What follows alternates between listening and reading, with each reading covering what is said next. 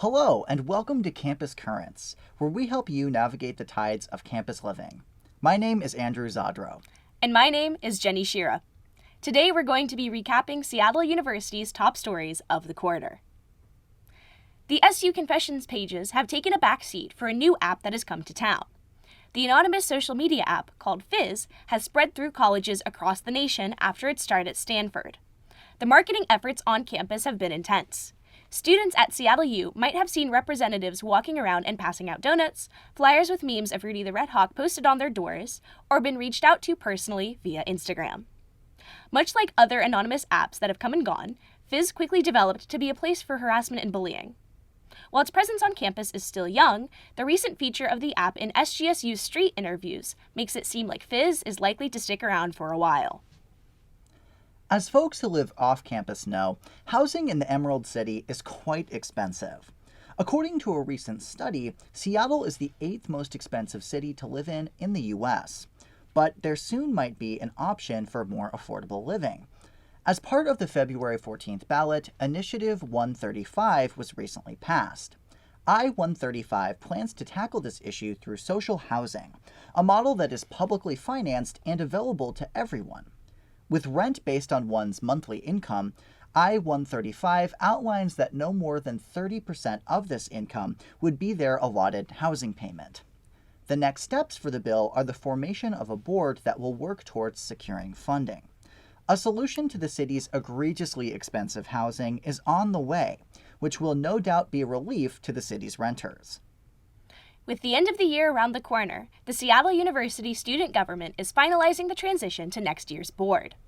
Only the second year back on campus after COVID, current SGSU President Braylon Shear wanted to focus on reconnecting with the student body. This is something that Jacob Kadali, a current first-year senator and next year's student employee senator, hopes to build on, saying, quote, "I'm hoping to make Seattle U a more student activist-friendly campus," end quote. SGSU is still looking for students to fill the marketing and communication coordinator, election coordinator, legislative assistant, and accessibility senator positions. Applications are open on Handshake. You know, Andru, with the sun coming out this quarter and summer right around the corner, student life is really making a comeback. Don't I know it, Genny? The vitamin D seems to be doing wonders for everyone's energy levels. There were a ton of events this quarter. With that, here's what was going on in arts and entertainment. Seattle U's Triangle Club hosted their 17th annual drag show May 4th, giving viewers a slew of outrageous and extravagant drag performances under the theme Invasion of the Wig Snatchers. More than just a great show, the Triangle Club focuses on supporting and uplifting the queer community, especially with the recent slew of drag bans in the U.S. Maya Walthall, a first-year political science major and member of the Triangle Club, said, quote, "Drag has been very important in queer history and was often used as a way to hide queer relationships. I think modern drag being so bold and showy is an ode to how far we've come," end quote. If you missed this performance, don't worry, because drag shows in Seattle are not hard to find, especially as we enter Pride Month. If you're looking for something fun to do after school gets out, there are a number of cool art exhibits near campus for you to enjoy, including the Leica Studio display featured at MoPOB. The studio behind movies like Coraline, the Leica exhibit provides a behind-the-scenes look into how its stop-motion films are created. The showcase moves chronologically through all 5 of Leica's released films, each of which have their own room dedicated to showing offset pieces, puppets, and costumes from the movies. A key component of the exhibit is how the studio used 3D printing to achieve all the different faces needed for their puppets, something that helps speed up the process of the production. MoPOP will have the exhibit open to the public until summer of 2024. We have some extremely talented artists here at Seattle U, something that was made apparent with their presence at the National Film Festival for Talented Youth on April 27th.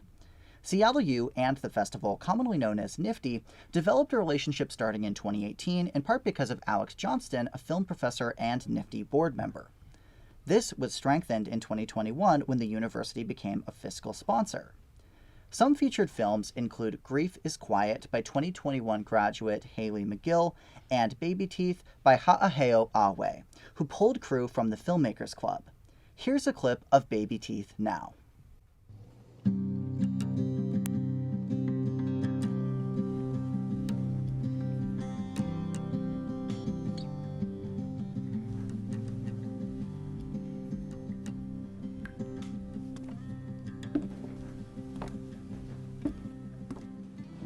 I already told you. I'll be ready in 5 minutes. Are you sure? Do you need help? I'm just finishing packing my clothes. I'll be fine. And your sleeping bag. I can be there in 5 and help you pack. While the festival has come and gone, Nifty showcases its hundreds of films by young filmmakers online. Seattle has become a hub for sports, with Major League Baseball, soccer, and hockey teams. Genny, are you a big sports person? Can't say I am, unless video games count. Well, they sure do at The Spectator. Here are top sports stories. After years of collaboration, planning, and unexpected setbacks, Seattle U has officially opened its esports room.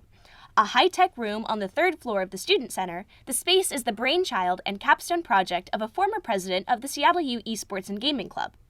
The esports room is open from noon to 11 p.m. every day and is run and staffed by UREC. The space runs on a first-come, first-served basis, and if every computer is taken, there's a 90-minute cap. And, to help your wallet, there are several games already downloaded and available for play. The Kraken, Seattle's new hockey team, made a splash this year with their surprising run in the Stanley Cup playoffs. Their game on May 15th, their 7th in the series against the Dallas Stars, was a hard-fought battle that ended in a 2-1 defeat, marking the end of the team's second season. While the loss is disappointing, many Kraken fans were happy with how far the team made it into the playoffs. This includes lifelong hockey fanatic Steve Strell, who said, quote, "Making the playoffs alone was a huge accomplishment and should be considered a win by itself," end quote. Kraken fans can be expected to rally around the underdog team even harder come their second season. At Seattle U, there are several sports that are wrapping up for the year. Women's golf ended strong, placing in second in the Western Athletic Conference Championship in the April 23rd through 25th tournament. Graduate student Samantha Bruce was proud of their accomplishment, but Mark Chandonnet, the head coach of the men's and women's golf teams, had hoped to pull ahead in first after finishing in second for their 4th year in a row now. Men's golf placed 4th in their April 28th through 30th championships. 2 Red Hawks made it in the top 10, graduate student Jack Rohan, pictured here, placing 5th, and senior John Morrow tying for 9th. Around the same time that the golf teams ended their respective seasons, Seattle U's men's and women's tennis teams were eliminated in the first round of their WAC championship on April 27th. Sophomore Elena Cravella was disappointed with the outcome, saying, quote, "At the end of the day, we just had so many things we had to overcome, and each and every one of us pushed really hard this year," end quote.